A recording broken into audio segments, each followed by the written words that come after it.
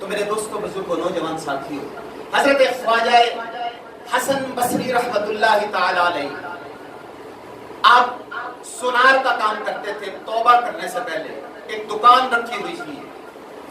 آپ فرماتے ہیں کہ میں مہنگا سونار تھا اور پورے بغداد میں مجھ سے مہنگا سونا کوئی نہیں بناتا تھا۔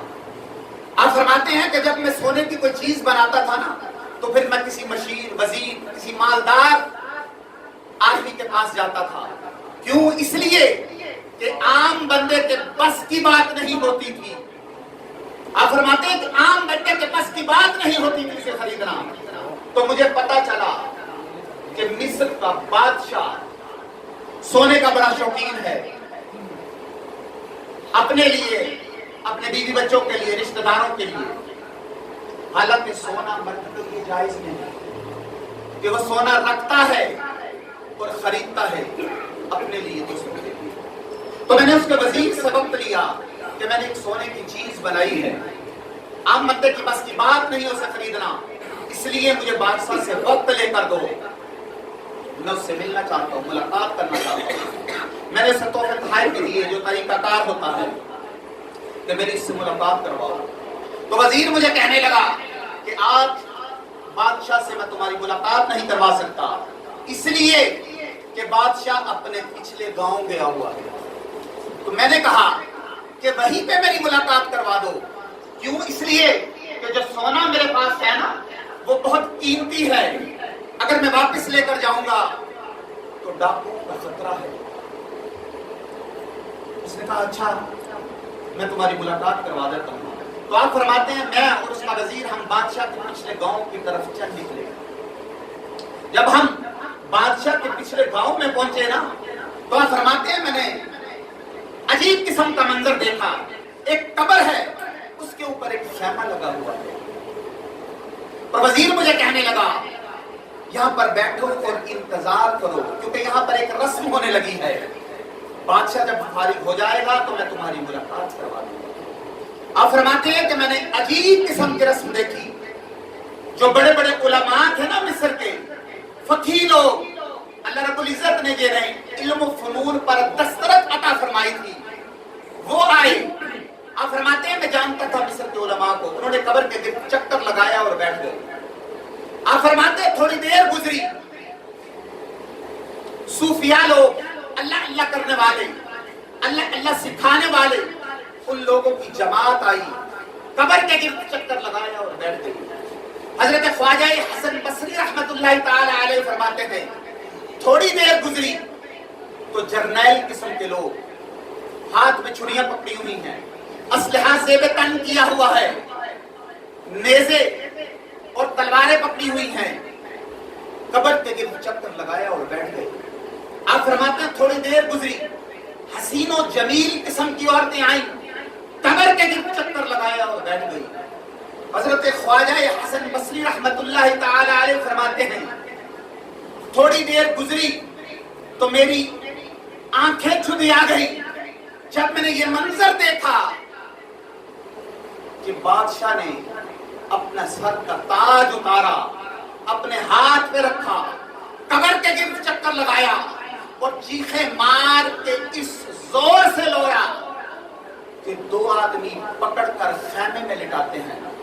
آپ فرماتے ہیں کہ جو میں کاروبار کرنے گیا تھا نا وہ میں بھول گیا، اور میں نے اس وزیر سے پوچھا کہ یہ کیا ماجرا ہے، میں نے آج سے پہلے اس طرح کی رسم نہیں دیکھی، یہ انداز نہیں دیکھا۔ وہ وزیر کہنے لگا کہ بادشاہ پورے مصر کا حکمران ہے، اس کا ایک ہی بیٹا تھا، درجنوں درباروں کی حاضری، سینکڑوں صوفیاء کی دعا، لاکھوں کروڑوں لوگوں کو صدقات و خیرات دے کر، لاکھوں لوگوں سے دعا کرا کے بادشاہ نے پوچھو ان لوگوں سے جن کے ہاں اولاد نہیں، پتہ نہیں کس منت سے خدا سے ایک بیٹا لیا تھا، بیٹا پڑھنے لگا، تعلیم میں بھی لائق، گھڑ سواری میں بھی لائق، تلوار بازی میں بھی لائق، علوم و فنون میں وفا شعار بھی، اطاعت بھی، ساری खूबियां बच्चे में पैदा होने लगी। एक दिन बच्चा रात की तन्हाई में रोया, अम्मा जी दौड़ कर आए, अब्बा जी बात सुने। बादशाह और मलिका दौड़ कर गए। क्या हुआ? बच्चा कहने लगा, पेट में दर्द है, यहां पर कुछ तकलीफ है।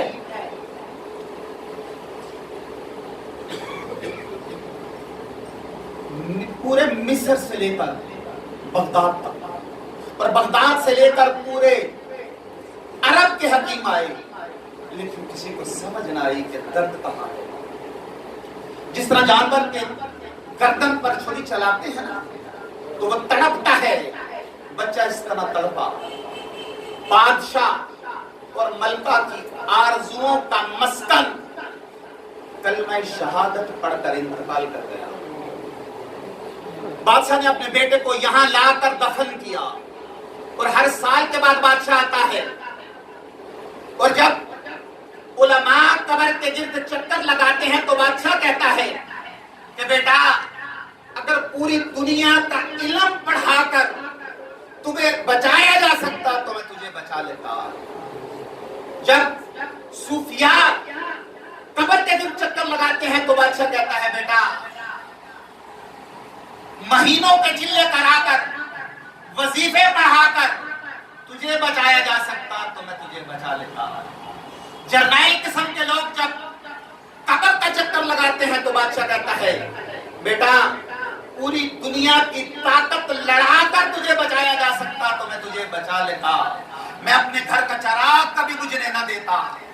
फिर हसीनो जमील किस्म की औरतें कब्र के खड़ी होती हैं तो बादशाह कहता है बेटा, पूरी दुनिया का हुस्न जाया करता है, अगर तू बच सकता तो मैं तुझे बचा लेता।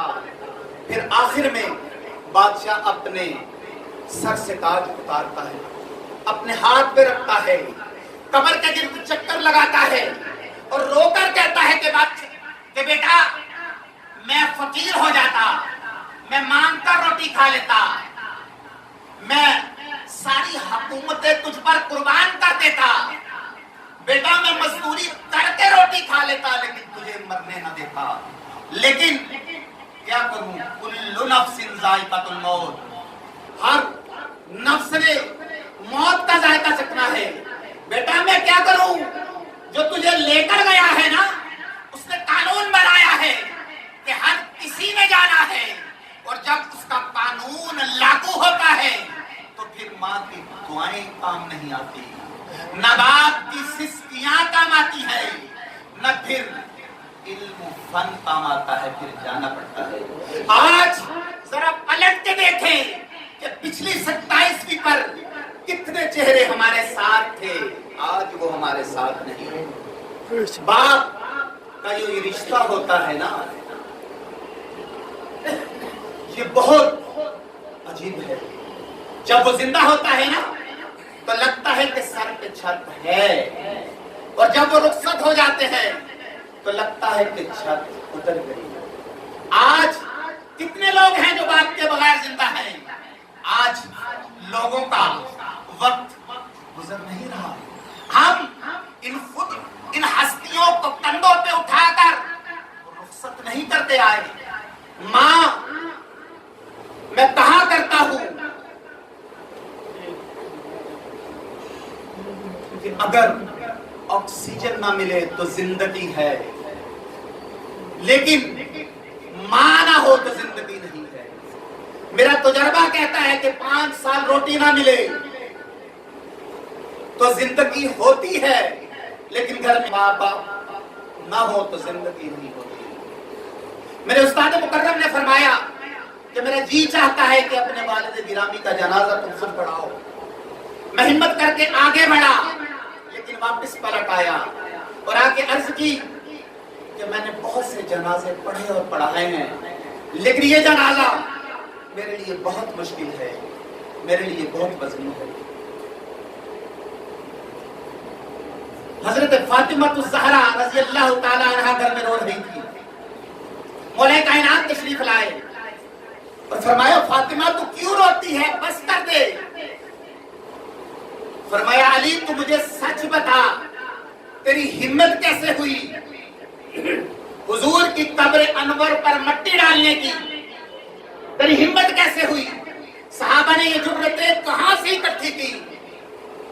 حضرت علی بہت دلیر آدمی تھے، پھوٹ پھوٹ کر رونے لگے.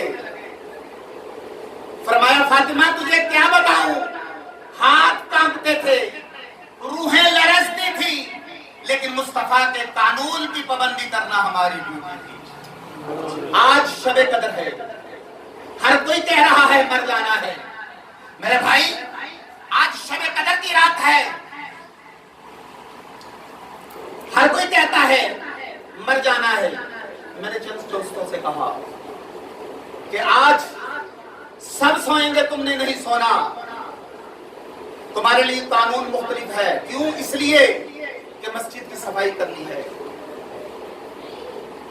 لوگوں نے آنا ہے، انتظامات کرنے ہیں. ایک رات کے لیے انتظام کرنا ہے، تیاری ہو رہی ہے. تو میرے بھائی کبھی کسی قبر والے کے سرہانے کھڑے ہو کر پوچھو تو صحیح کہ تو اس قبر میں کتنی دیر سے ہے. پوچھو تو صحیح. درجنوں قبریں ایسی ہیں جن پر کھڑے ہو کر دیکھو تو پتا چلتا ہے عرصہ بیت گیا، مدتیں گزر گئی، کوئی فاتحہ پڑھنے نہیں آیا. جن کو پال پوس کر بڑا کیا تھا، جوان کیا تھا، آج ان کا بھی وقت نہیں نکلتا. اور میرے بھائی تیری موت کا وقت قریب ہے، تیری تیاری ہے؟ کیا تیاری ہے؟ یہ جو ماں باپ بہن بھائی بیوی بچے ان کے ساتھ جو تیرا تعلق ہے یہ ٹوٹنے کے لیے بنا ہے. اس نے ایک دن ٹوٹنا ہے، تو نے یہاں سے اٹھنا ہے، اس کی بارگاہ میں پیش ہونا ہے. ہر کسی نے اپنا حساب دینا ہے. میاں صاحب نے فرمایا تھا نا، ہاتھی بکتی مٹی باندھے تے ہاتھ نہیں الاندے ڈرتے، جنا لئی تو پاپ کمائے کتنے نے تیرے کرتے. میں نے ایک بیٹے سے کہا اپنے باپ کو خود غسل دو، تو وہ کہتا ہے مجھے ڈر آتا ہے، مجھے میت سے ڈر آتا ہے. ہاتھی بکتی مٹی باندھے تے ہاتھ نہیں الاندے ڈرتے، جنا لئی تو پاپ کمائے کتنے نے تیرے. لانا اپنے بیٹے کو، وہ جس کے نام پہ جائیدادیں کر کے آیا ہے، بیٹیوں کا حق چھین کے، دوستوں کا حق چھین کے، زکاتیں چھوڑ کر جس کے نام جائیدادیں کی ہے، اس کو کہنے آ کے تیری جگہ کے حساب دے. لاکھ کے تر کھڑا اس کو قبر میں. اللہ کریم قرآن کریم میں ارشاد فرماتا ہے سورہ ابراہیم کے اندر کہ ہمارا مال لے کر ہمیں چھوڑ دیا جائے. فرمایا جائے گا، عرش کا مالک کہے گا یہاں یہ سودا نہیں چلتا، اپنا حساب دے. تجھے نہیں پتا تھا مرنا ہے، خبر نہیں تھی قبر میں آنا ہے. جس مکان میں تم رہتے ہو پوچھو کسی سے تم سے پہلے کون رہتا تھا. ٹٹول کر دیکھو کہ تم سے پہلے کتنے لوگ گزر گئے. اللہ کریم فرماتا ہے کہ آ کے مجھ سے معافی مانگ، میں تجھے موقع دیتا ہوں، تیری موت کا وقت قریب ہے، تو بار بار مجھ سے معافی مانگ. اور بندہ کہتا ہے کہ معافی کس چیز کی، میں نے تو کوئی گناہ ہی نہیں کیا. حضور فرماتے ہیں کہ میں دن میں 100 مرتبہ معافی مانگتا ہوں. حضور معاذ اللہ کوئی گناہ کرتے تھے جو معافی مانگتے تھے، اور بندہ یہاں پر ڈٹ کر کھڑا ہے. اسے کبھی اپنے گناہوں پہ رونا نہیں آیا، اسے کبھی اپنے گناہوں پہ ندامت نہیں ہوئی، اسے کبھی احساس نہیں ہوا کہ اس کے اندر کوتاہیاں ہیں. میرے اعلیٰ حضرت رحمت اللہ تعالی علیہ کسی بندے کے پاس سے گزرے تو وہ رو رہا تھا. فرمایا کیوں رو رہا ہے؟ عرض کی حضور میرے کچھ پیسے ضائع ہو گئے. فرمایا چھوڑ، دنیا داری پہ رو رہا ہے. عرض کی حضور پھر کس بات پہ رو؟ فرمایا اس بات پہ رو کہ تیری نمازیں پوری نہیں، تیرا باپ مرشد تیرے استاد پوری طرح تجھ سے راضی نہیں. فرمایا اس بات پہ رو کہ تو صحیح طریقے سے اپنا حق نہیں ادا کر پایا. فرمایا اس بات پہ رو کہ تو اپنے اپنے منصب کو صحیح طریقے سے ادا نہیں کر پایا تو اس نے عرض کی کہ حضور میں روتا ہوں لیکن مجھے اس بات پہ رونا نہیں آتا. فرمایا پھر اس بات پہ رو, یہ بھی مقام رونا ہے کہ تجھے مالک کی بارگاہ میں رونا نہیں آتا. چھوٹی سی دنیا داری کے لیے تو رو پڑتا ہے, تڑپ اٹھتا ہے, آہے بھرتا ہے, سسکتا ہے, اور مالک کی بارگاہ میں تجھے رونا نہیں آتا. فرمایا اس بات پہ رو کہ تو نے جانا ہے